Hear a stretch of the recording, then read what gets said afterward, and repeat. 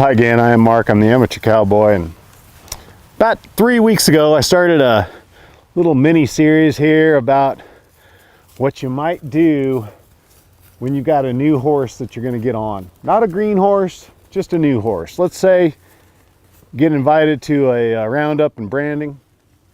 Your horse is lame, and somebody says, well, you know, why don't you borrow Joe's horse, Sparky? Sparky's a good horse. He never hurt anybody. And, you know, that's great. That's great that Joe's old horse, Sparky, has never hurt anybody. But, you know, anytime I'm getting on a new horse, there's certain things I'm going to do.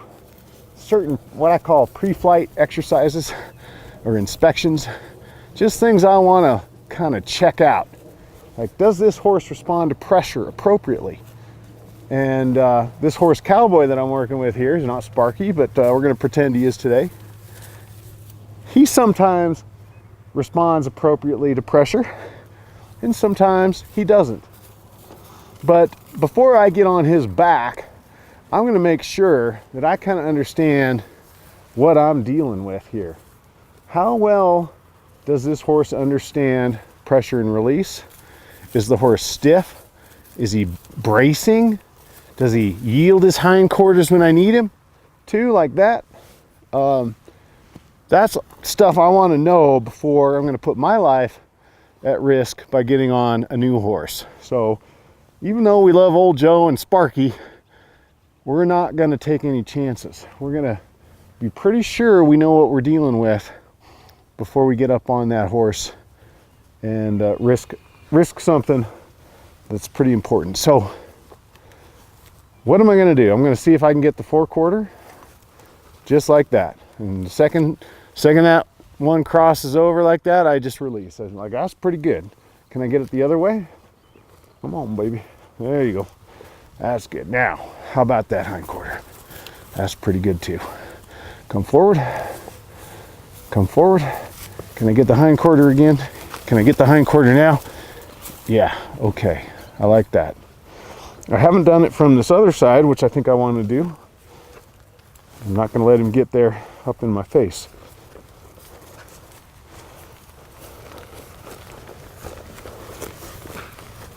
I don't want there.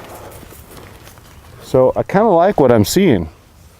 This horse here, Cowboy, he's moving pretty well. Now the other thing I'm going to do, get that head out of my space there. Oh. Can I get the stop? Yes, I can. Now, I've had that saddle on him for about 10 minutes. I need to check that cinch one more time. So, he's not bull. He's not used to me and the way I move, but that's all right. So I'm going to tighten the cinch. It's been real wet here lately, so the cinch is kind of sticky. It looked like I'm really cranking it down, but I'm not. It's not that bad. It's not that tight. Put that away. And then, because I just tightened it, I'm going to ask him one more time to move that hindquarter underneath. There. Just make sure he feels it. Now, one other thing, and I haven't done this with this horse, but I'm going to ask him to move sideways. Just move sideways. Now, see, this is where that opposition reflex can come into play with this horse. So, sideways isn't great with this horse. Bring him back into the picture. And I'm going to send him around. This is all stuff I would do with Sparky. Somebody said I could ride Joe's old horse Sparky. I'd be checking all this out. And I might ask for a little bit more speed just to see what happens. Now that stirrup may come down. Ooh. And I'm not going to ask him to go through that. So, and now I like to do everything both ways. Come on, Sparky. Move that butt. Attaboy. Want to see how he does with that saddle up there and that cinch grabbing underneath. Let's say old Sparky hadn't been ridden for 6 months. He might not be used to the cinch. He might be, oh boy, I don't like this, and he might go to bucking. Yeah, I want a hind quarter disengage and a release. I get a quick lick and chew from that horse. I like that. So now I feel like he's accepting the saddle. Now I got to see how he does with the bit. Now I've tied on a bridle with a snaffle that I have not used in a long time. It's a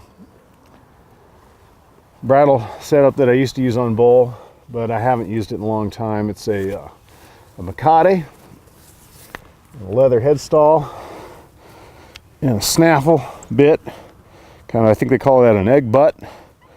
But I kind of moved away from using the whole Makate system because it's so much rope.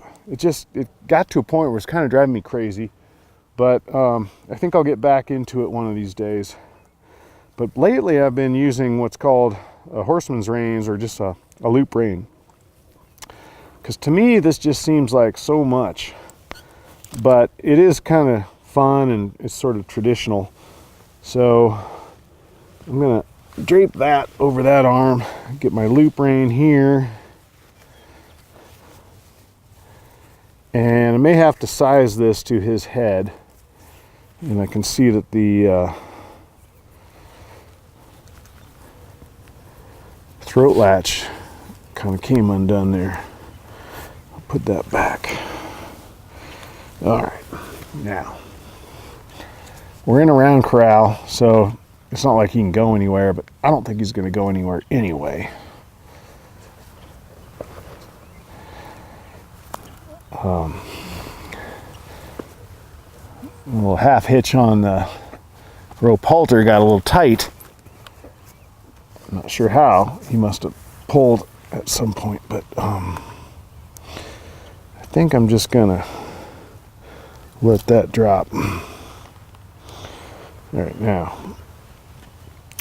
one thing you can do when your horse drops his head like that is use your boot. Not suggesting you kick him in the face, but you can just kind of motion with your boot and they'll bring their head right up. Rather than, you know, I see a lot of people, they yank on the reins or they yank on the halter, and that's not the classiest way to get the horse to raise his head. Now, I'm going to try and bring him over here toward the camera a little bit. What I like to do, I find it works really well, is you put that bit underneath the chin. Not up above here on the nose area, you just bring it up underneath.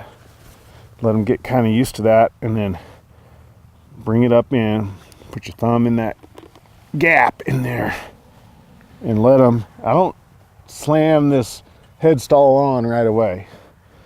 Kind of let him get used to that. Let him chew on it, taste it, lick it. I even I kind of like to work it around in there a little bit like that. And then, only then,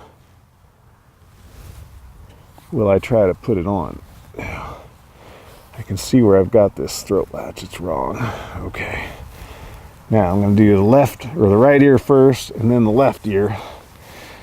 And that looks pretty good. Now, snaffle bit doesn't have to be real tight in there. The horse can kind of hold that up in there on his own.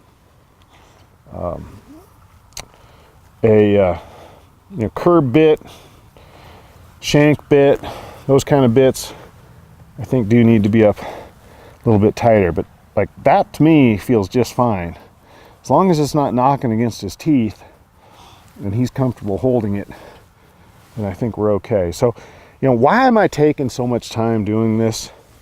You know, hey, everybody could be on down the trail, right? They're off to get the cattle, and I'm still here messing around with old Sparky, Joe's horse, because I want to take the time that it takes to make sure I get this right. And I'm not going to rush this process. Now, if you want to do this before they get on down the trail, then show up earlier, and you'll have that time. But I would never rush this process. I want to make sure that I know what I'm dealing with here before I get on this horse's back. This is probably a 1,400-pound horse. He's 16.3, I think. He's tall, he's strong, he's fast. I mean, let's face it, I'm no match for him physically. So I got to make sure that as we do this, I'm going to be safe once I get up on his back. So I'm feeling pretty good, but I'm still not done, right? I've put the bit in, but I haven't made sure that he's comfortable with that bit. And so I'm going to do that now. Put my halter away, and then we will see how he moves with this bit in his mouth and that saddle on his back. Okay.